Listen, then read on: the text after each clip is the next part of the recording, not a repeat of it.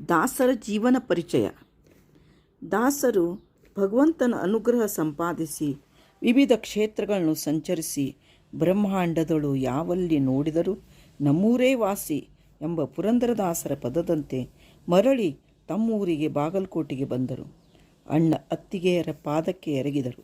ಇವರ ಮುಖದ ಮೇಲಿನ ತೇಜಸ್ಸನ್ನು ನೋಡಿ ಅಣ್ಣ ಅತ್ತಿಗೆಯರು ಪಶ್ಚಾತ್ತಾಪಪಟ್ಟು ಆದರಿಸಿದರು. ಅತ್ತಿಗೆ ನನ್ನ ಸರ್ವಾಪರಾಧವನ್ನು ಕ್ಷಮಿಸೆಂದು ಬೇಡಿಕೊಂಡಳು. ವೆಂಕಣ್ಣ, ನಿನ್ನನ್ನು ನೋಯಿಸಿದ ಕಡುಪಾಪಿ ನಾನು. ನಿನಗೆ ಉಣಬಡಿಸುವಾಗ ಪಂಕ್ತಿ ಭೇದ ಮಾಡಿದೆ. ದನಕ್ಕೆ ಚೆಲ್ಲುವ ಒಂದು ಥಾಲಿ ಮಜ್ಜಿಗೆಯನ್ನು ನಿನಗೆ ಕೊಡದೆ ಹೊರಗಟ್ಟಿದ ದುರಾತ್ಮಳು ನಾನು. ಮನೆಯ ನಾಶಕ್ಕೆ ನಾನು ಕಾರಣನಾದೆ. ನೀನು ವೆಂಕಟಪತಿಯ ಭಕ್ತ. ಈ ಮನೆಗೆ ಆಗಲಿ ಎಂದು ಹರಿಸು ಎಂದು ಬೇಡಿಕೊಂಡಳು. ಅದಕ್ಕೆ ದಾಸರು ಸಂತೈಸುತ್ತಾ, ಹಾಗೆಲ್ಲ ದುಃಖಪಡಬೇಡಿ. ನೀವು ಹಾಗೆ ನನ್ನನ್ನು ಕಳಿಸಿದರಿಂದಲೇ ಶ್ರೀಹರಿಯ ಅನುಗ್ರಹ ನನ್ನ ಮೇಲಾಯಿತೆಂದು ಸಮಾಧಾನ ಹೇಳಿದರು. ಇದೇ ಸಾತ್ವಿಕ ಸಜ್ಜನರ ಲಕ್ಷಣ ಎಂದು ತಿಳಿಯಬೇಕು. ದಾಸರಿಗೆ ಭಗವಂತನ ಕೃಪೆ ಅವರ ಮೇಲೆ ಆಗಿದ್ದರೂ ಅವರು ಶಾಸ್ತ್ರ, ತತ್ವ, ಜ್ಞಾನ, ಮಧ್ವ ಸಿದ್ಧಾಂತದ ಅಧ್ಯಯನ ಮಾಡಲು ಗುರುಗಳ ಅನ್ವೇಷಣೆಯಲ್ಲಿದ್ದರು. ಆಗಿನ ಕಾಲದಲ್ಲಿ ಕೃಷ್ಣಾ ತೀರದಲ್ಲಿರುವ ಗಲಗಲಿ ಕ್ಷೇತ್ರವು ಪವಿತ್ರ ಕ್ಷೇತ್ರವೆಂದು ಪ್ರಸಿದ್ಧಿಯಾಗಿತ್ತು. ದ್ವೈತ ಮತದ ಪ್ರಕಾಂಡ ಪಂಡಿತರು ಅಲ್ಲಿ ಇದ್ದರು. ಅಲ್ಲಿಯ ಮುದುಗಲ್ ಜನಾರ್ದನಾಚಾರ್ಯರ ಹತ್ತಿರ ದಾಸರು ಶಾಸ್ತ್ರಾಧ್ಯಯನ ಮಾಡಿದರು. ವಿದ್ಯೆ ಕರುಣಿಸಿದ ತಮ್ಮ ಗುರುಗಳ ಬಗ್ಗೆ ದಾಸರು ಪದ್ಯವೊಂದರಲ್ಲಿ ಹೀಗೆ ಹೇಳಿದ್ದಾರೆ: ಭಜಿಸಿ ಸುಖಸಿರೋ ಬಿಡದೆ ಭಕುತಿಯಲ್ಲಿ ಗುರು ಪದಾಂಬುಜವನುದಿನ ಸಕಲ ಸುಜನರೆಲ್ಲ ದ್ವಿಜರಾಜರಂತೆ ಬೆಳದಿಂಗಳನ್ನು ಮೂರ್ಜಗ ಬೆಳಗುತಿಹ ಮುದ್ಗಲಾಚಾರನ ಎಂದು ಗುರುಗಳನ್ನು ಸ್ತುತಿಸಿದ್ದಾರೆ. ಕೆಲವು ವರ್ಷಗಳನ್ನು ಗುರುಗಳಲ್ಲಿ ದಾಸರು ಮಧ್ವಾಚಾರ್ಯ ರಚಿಸಿದ ಸರ್ವ ಮೂಲ ಗ್ರಂಥಗಳ ಮತ್ತು ಟೀಕಾಚಾರ ಪ್ರತಿ ಸುಧಾ ಗ್ರಂಥಗಳ ಅಧ್ಯಯನ ಮಾಡಿ ದ್ವೈತ ಸಿದ್ಧಾಂತದ ತತ್ವಗಳನ್ನು ಆಳವಾಗಿ ಅಭ್ಯಾಸಿಸಿದರು. ಭಾಗವತ, ರಾಮಾಯಣ, ಮಹಾಭಾರತ ಗ್ರಂಥಗಳನ್ನು ಓದಿ ಅವುಗಳ ತಿರುಳನ್ನು ಅಚ್ಚ ಕನ್ನಡ ಕೀರ್ತನೆಗಳ ಮೂಲಕ ಜನಮನಕ್ಕೆ ತಲುಪಿಸಿದರು. ಪ್ರಸನ್ನ ವೆಂಕಟದಾಸರು ತಮ್ಮ ಬಾಲ ಸಂಸ್ಕಾರವನ್ನು ಮರೆಯಲಿಲ್ಲ. ಮನೆಯಲ್ಲಿ ಇರುವುದಕ್ಕಿಂತ ಅವರಿಗೆ ಕಾನನವೇ ಆನಂದಾಶ್ರಮವಾಗಿತ್ತು. ಮರದ ನೆರಳಿನಲ್ಲಿ ಕುಳಿತು ಭಾಗವತ ಗ್ರಂಥವನ್ನು ಪಠಣೆ ಮಾಡುತ್ತಿದ್ದರು. ಅದರ ಸಾರಾಂಶವನ್ನು ಪದಗಳನ್ನಾಗಿ ರಚಿಸುತ್ತಿದ್ದರು.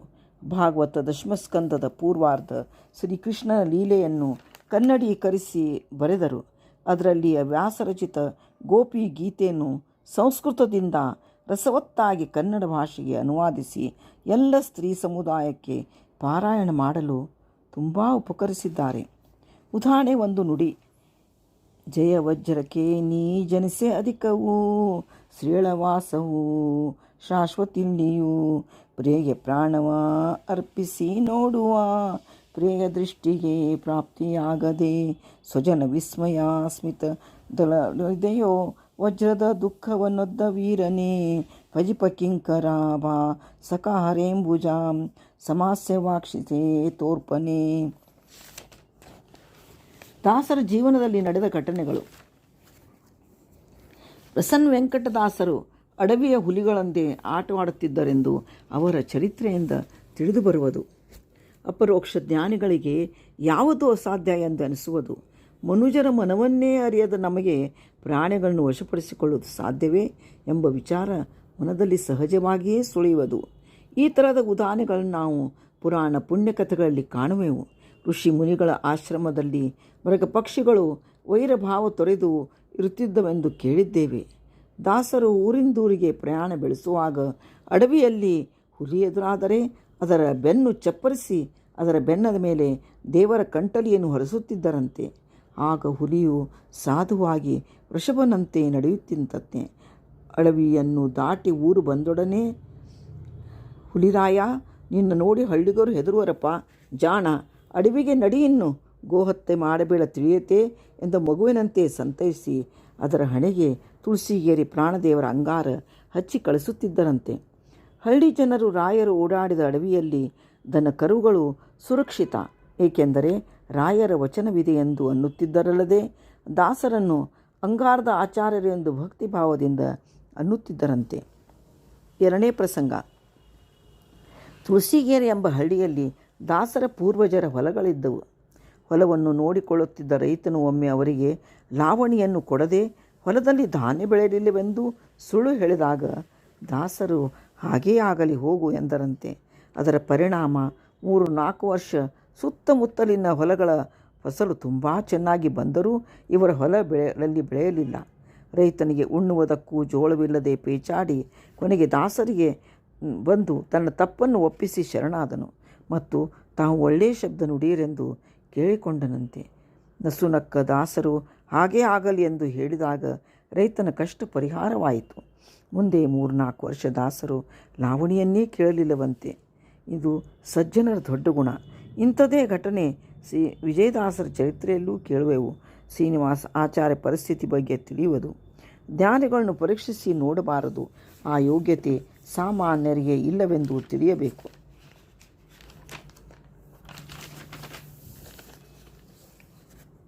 ಮೂರನೇ ಘಟನೆ. ಮಹಾತ್ಮರ ಜೀವನದಲ್ಲಿ ಅನೇಕ ಪವಾಡಗಳು ನಡೆಯುವವು. ಸಾಮಾನ್ಯರಿಗೆ ಅರ್ಥವಾಗದೆ ವಿಚಿತ್ರವೆನಿಸಿದರೂ ಅವೆಲ್ಲ ದೈವ ಸಂಕಲ್ಪದಿಂದ ಜ್ಞಾನಿಗಳಿಗೆ ಘಟಿಸುವವು. ಒಂದು ದಿನ ದಾಸರು ತಮ್ಮ ಮನೆಯ ಅಂಗಳದಲ್ಲಿ ಭಾಗವತ ಪುರಾಣ ಪಠನೆಯಲ್ಲಿ ಕೂತಿದ್ದರು. ಆಗ ಒಬ್ಬರು ವಿಪ್ರರು ಬಂದು, ನಾಳೆ ನಮ್ಮ ಮನೆಯಲ್ಲಿ ವಿಶೇಷ ಧಾರ್ಮಿಕ ಕಾರ್ಯ ಇದೆ, ತಾವು ದಯವಿಟ್ಟು ಪ್ರಸಾದಕ್ಕೆ ಬರಬೇಕೆಂದು ಭಿನ್ನಯಿಸಿದಾಗ ದಾಸರು ಒಪ್ಪಿಕೊಂಡರು. ಸ್ವಲ್ಪ ಸಮಯದ ನಂತರ ಮತ್ತೊಬ್ಬ ವಿಪ್ರೋತ್ತಮರು ಬಂದು, ನಮ್ಮ ಮನೆಯಲ್ಲಿ ಭೋಜನಕ್ಕೆ ನಾಳೆ ತಾವು ಅವಶ್ಯವಾಗಿ ಬರಬೇಕೆಂದು ಆಹ್ವಾನಿಸಿದರು. ಪಠಣೆಯಲ್ಲಿ ಮಗ್ನರಾದ ಬೇರೆಯೇ ಲೋಕದಲ್ಲಿದ್ದ ದಾಸರು ಆಗಲಿ ಎಂದರು. ಆಶ್ಚರ್ಯವೆಂದರೆ ಮರುದಿನ ಎರಡೂ ಮನೆಯಲ್ಲಿ ದಾಸರ ಊಟವಾಯಿತು. ಮತ್ತೆ ಭೇಟಿಯಾದ ವಿಪ್ರರಿಬ್ಬರು ವಿಸ್ಮಯಗೊಂಡು ದಾಸರ ಬಳಿ ಬಂದಾಗ ವಿಷಯ ತಿಳಿದ ದಾಸರು ಕಣ್ಣು ಮುಚ್ಚಿ ಶ್ರೀಹರಿಯನ್ನು ಧ್ಯಾನಿಸಿದಾಗ ಇದೆಲ್ಲ ಶ್ರೀಹರಿ ನಡೆಸಿದ ಲೀಲೆಯೆಂದು, ತಾವು ಕೇವಲ ಪಾತ್ರಧಾರಿಗಳೆಂದು ಹೇಳಿದರು. ಭಗವಂತ ತನ್ನ ಭಕ್ತರೊಡನೆ ಇಂಥ ಚಮತ್ಕಾರ ಮಾಡಿ ತೋರಿಸುವನು ಎಂದು ಅನಿಸುವುದು.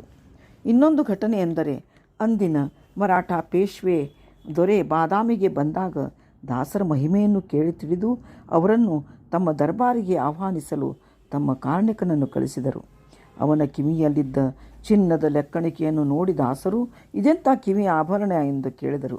ಅದಕ್ಕೆ ಸ್ಟೆನೋಗ್ರಾಫರ್ ಹೆಮ್ಮೆಯಿಂದ ಬೀಗುತ್ತಾ, ನಾನು ಶೀಘ್ರ ಲಿಪಿಕಾರನಾಗಿದ್ದರಿಂದ ಪೇಶ್ವೆ ಸಾಹೇಬರು ಮೆಚ್ಚಿ ಕಾಣಿಕೆಯನ್ನು ಕೊಟ್ಟಿದ್ದಾರೆಂದು ಹೇಳಿದನು.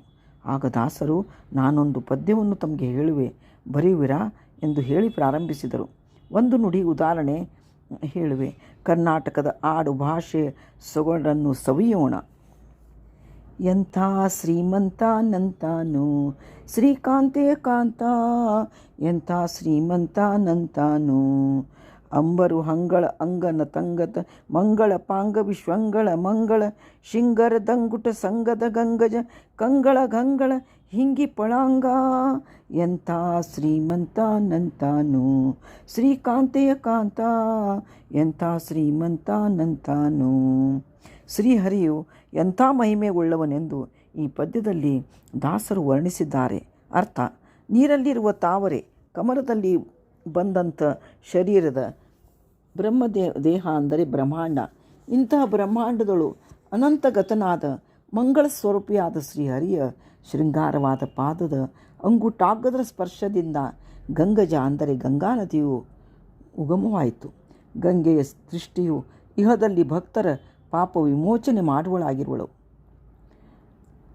ವಿನೋದವೆಂದರೆ ಇಂಥ ಅರ್ಥಗರ್ಭಿತ ಶಬ್ದಗಳ ಸರಮಾಲೆಯ ಅದ್ಭುತ ಲೀಲಾಜಾಲವಾದ ಪದ್ಯವನ್ನು ಬರೆಯಲು ಸಾಧ್ಯವಾಗದೆ ಕರ್ಣಿಕನು ಸೋತು ಅವರಿಗೆ ನಮಸ್ಕರಿಸಿ ತನ್ನ ಲೆಕ್ಕಣಿಕೆಯನ್ನು ಅವರ ಮುಂದಿಟ್ಟು ಕೈಮುಗಿದನು. ಪೇಶ್ವೆಯರು ಆಮಂತ್ರಿಸಿದ್ದಕ್ಕೆ ತಾವು ಈಗಲೇ ಬನ್ನಿ ಎಂದಾಗ ಪ್ರಸನ್ನ ವೆಂಕಟದಾಸರು, ನಮ್ಮ ಶ್ರೀಮಂತ ಪೇಶ್ವೆ ಇನ್ನೂ ನಮಗೆ ಹೋಗಲು ಅನುಮತಿ ಕೊಟ್ಟಿಲ್ಲ, ಕೊಟ್ಟ ಮೇಲೆ ಬರುವೆನೆಂದು ಹೇಳಿದರು.